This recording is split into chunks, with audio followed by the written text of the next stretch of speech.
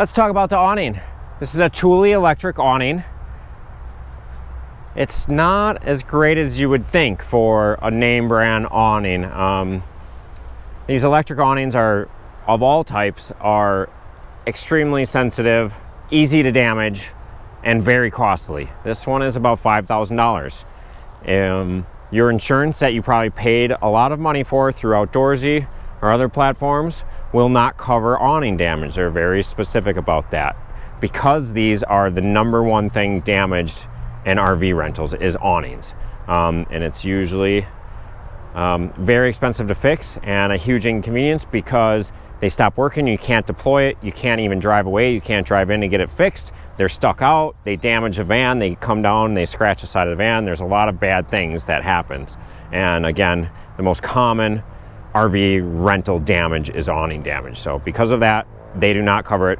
Their paperwork states very specifically that if you damage the awning, that is on you and you are paying for that out of pocket. I would like to get rid of the electric awning and put a manual in, because those are only $1,000 instead of $5,000. So I would probably do that in the future, just in case somebody does have an issue with it. But I will walk you through the operation of it and how to use it. So you can use it if you want, but obviously you've acknowledged that you're willing to pay the $5,000 out of pocket if you decide to try and use it. So the controls are in here. They're very simple. It's going to be up in this panel.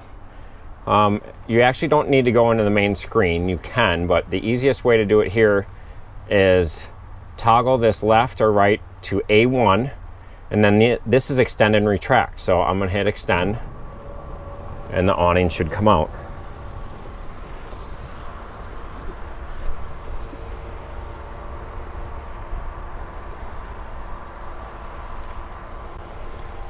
Once it is out, I always put the legs down for extra support.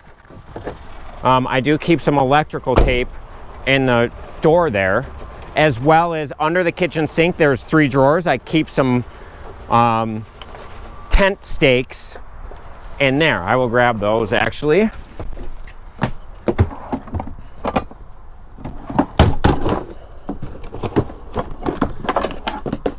So again, there's 2 stakes under the kitchen sink. There are legs.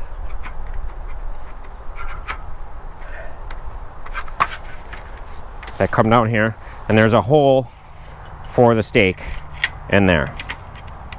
So again, this is a name brand, it's Thule.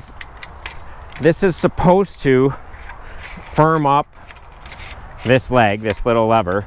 However, I find that it doesn't do much.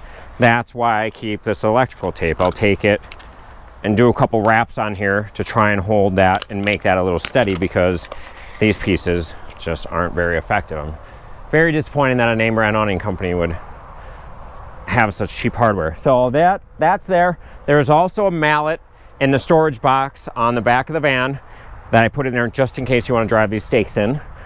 So there's 2 of these. Exactly the same. My rule is if you're not underneath this thing, it shouldn't be out. It only takes a second for a breeze to come, curl this thing over, and just demolish it. So if you're going to walk to the bathroom, walk to a neighbor's or something, put it away. It's the safest way to do it, and to save yourself $5 if there's a surprise gust of wind or something like that.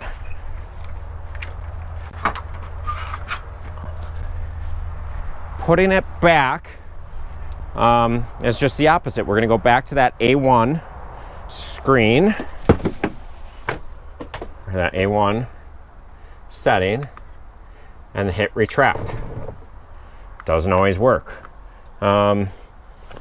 If you have a helper, they can hit retract. It tends to be, and I've had several of these replaced, and they all do this for some reason. And in the forums, everybody has to do it. You can hit retract and have somebody give just a little pressure on this bar. And then for some reason, that seems to help it. Again, I've replaced it twice, and they all do that for some reason. That arm, for whatever reason, tends to stick, and giving it just a little will put it back in. My suggestion is not to use it, because it is kind of scary and easy to damage and can really ruin your day if it doesn't go back in the way it's supposed to. I carry a pop-up, like 10 foot by 10 foot little shelter thing I put out a lot, because I just don't want to risk that awning. So that's the operation though, if you choose to use it.